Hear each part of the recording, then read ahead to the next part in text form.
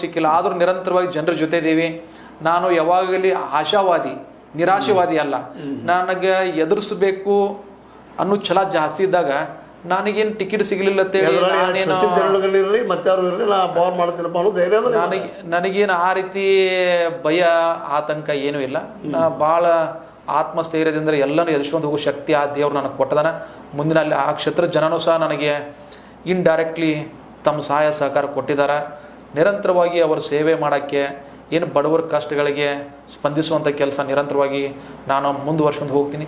ಪಕ್ಷನೂ ಸಹ ಒಂದು ಯೋಗ್ಯ ತೀರ್ಮಾನ ಮಾಡ್ತಾರ ಅಂಥೇಳಿ ನನ್ನ ಅಭಿಪ್ರಾಯ ಐತಿ.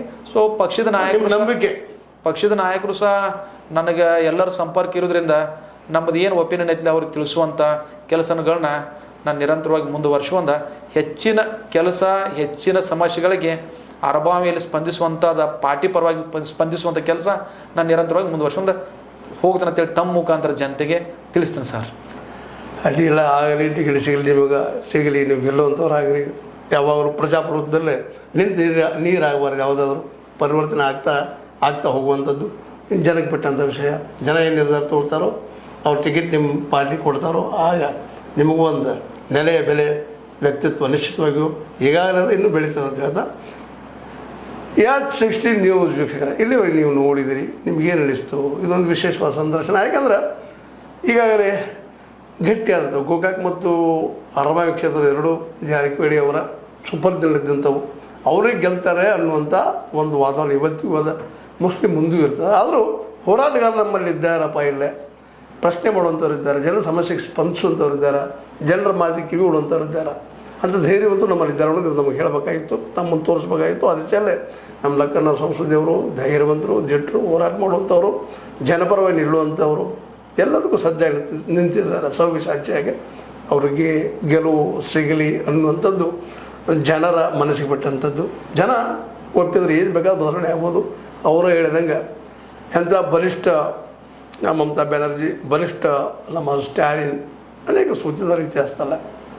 ಸೋಲು ಗೆಲುವು ಒಂದೇ ನಾಣ್ಯದ ಮುಗ್ಗುಗಳು ಬರ್ತಾವ ಹೋಗ್ತಾವ ಅಂತ ಹೇಳ್ತಾ ಜನ ಮತ್ತು ಅರಬಾವಿ ಜನ ವಿಶೇಷವಾಗಿ ನಮ್ಮ ಲಕ್ಕನ್ನ ಸಂಸ್ಕೃತಿಯವ್ರ ಸಂಪರ್ಕದಲ್ಲಿ ಇದ್ದಾರೆ ಅನ್ನೋದು ಸುದ್ದಿಗಳು ನಮಗೆ ಬಂದಿದ್ದಾವೆ. ಆ ನೆಲೆಯಲ್ಲಿ ಅವ್ರು ಕರೆಸಿ ಮಾತಾಡಿದ್ದೀವಿ. ಸರ್ ಬಂದ್ರಿ, ವಂದನೆಗಳು ರೀ. ಸರ್ ನಮಸ್ಕಾರ.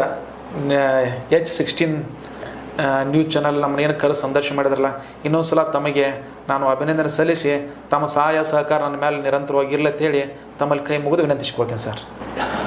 ಆದ್ಮೇಲೆ ನೀವು ನೋಡಿದಿರಲ್ಲ, ಅವ್ರ ಅಭಿಪ್ರಾಯಗಳನ್ನೆಲ್ಲ ಕೇಳಿದಿರಿ. ನಿಮಗಿದು ಲೈಕ್ ಆಗಿರ್ಬೋದು, ಲೈಕ್ ಮಾಡಿ, ಶೇರ್ ಮಾಡಿ, ಕಾಮೆಂಟ್ ಮಾಡಿ, ಜೊತೆಗೆ ಸಬ್ಸ್ಕ್ರೈಬ್ ತಿಳಿಸ್ಬಿಡ್ರಿ. H16 ನ್ಯೂಸ್ ಅರ್ಥಾತ್ ಇದು ಸತ್ಯದ ಕೈಗೆ ನೋಡಿ. ವಂದನೆಗಳು. ಆತ್ಮೀಯ ಸಾರ್ವಜನಿಕರಲ್ಲಿ H16 ಅರ್ಥಾತ್ ಸೀತಾರಾಮದಿಂದ ಒಂದು ಮನವಿ. ಈ ಸಂಸ್ಥೆ ಭ್ರಷ್ಟಾಚಾರ, ಅನ್ಯಾಯ, ಅತ್ಯಾಚಾರಗಳಿಂದ ನೊಂದವರ ವೇದಿಕೆ. ಅನ್ಯಾಯಕೋರರ, ಭೂಗಳ್ಳರ, ನಶಾ ಸಾರಾಯಿ ಮಾಫಿಯಾಗಳ ವಿರುದ್ಧದ ಧ್ವನಿ. ರೈತರ, ಕೂಲಿಕಾರ, ಕಾರ್ಮಿಕರ, ಬಿದ್ದ ಸಮುದಾಯ ಜನರ ಧ್ವನಿ. ಬೆಂಬಲವಾಗಿ ನಿಂತು ತನುಮನ ಧನದ ಸಹಾಯಕ್ಕೆ ಸಾರ್ವಜನಿಕರಲ್ಲಿ ಕೋರಿಕೆ. ದಾನದ ಸಹಾಯ ನೀಡಿ ಸ್ವಾತಂತ್ರ್ಯ ಪತ್ರಿಕೋದ್ಯಮ ಉಳಿಸಿ ಬೆಳೆಸಿ. ವಂದನೆಗಳು. ತಮ್ಮನ್ನೇ ನಂಬಿರುವ ಮಲ್ಲಪ್ಪ ಇ ಜೋತಾವರ್.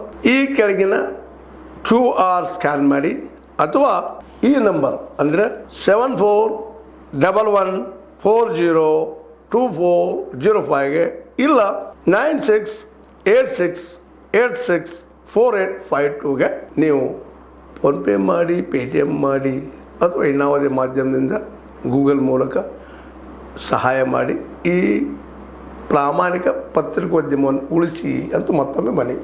ವಂದನೆಗಳು.